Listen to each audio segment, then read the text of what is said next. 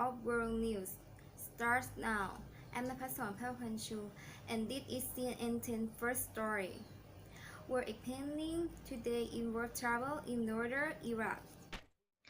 Between two groups that would ally with each other in the fight against ISIS, Kirkuk is an important city in the region that's rich in oil. When ISIS swept to power in 2014, Iraqi forces abandoned Kirkuk, and it came under the control of the Kurds, an ethnic group in the area that held the Iraqi government in the U.S. battle ISIS terrorists. So what's happening there now?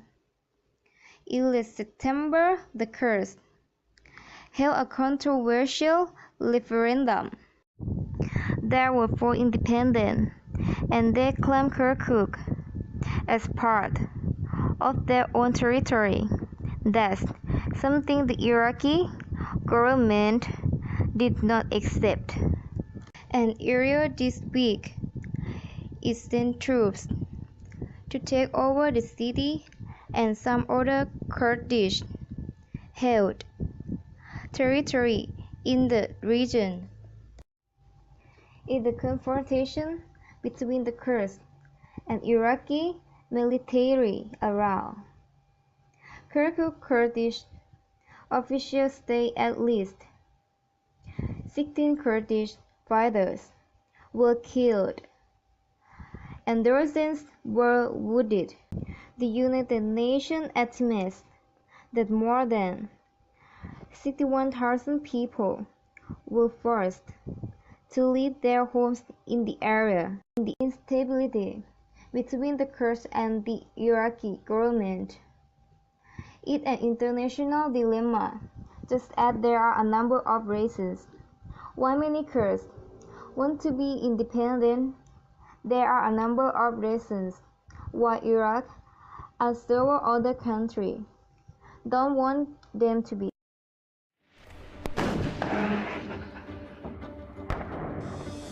There are an ethnic group spread across the Middle East. They got their own language, their own culture and history.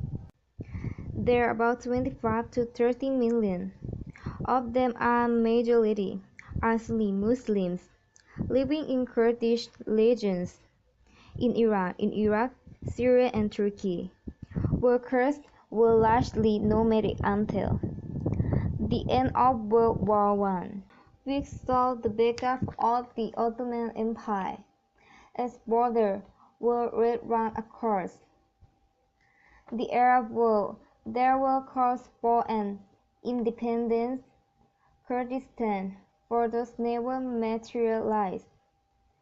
In their own countries, but in 1988, former Iraqi President Saddam Hussein used chemical weapons on Iraqi Kurds who opposed his regime of thousands of civilians and Kurdish rebels were killed. Iraq granted Kurds autonomy in 2005 after the fall of Saddam.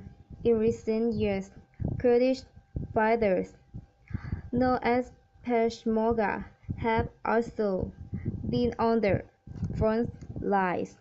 When we fight against the ISIS in Iraq and in Syria, military might has brought with it greater political leverage, but an independent Kurdish state will likely not happen anytime soon. Regional powers like Turkey and Iran are definitive, though both having fought Kurdish separatists over the years, and even Western global powers aren't that keen.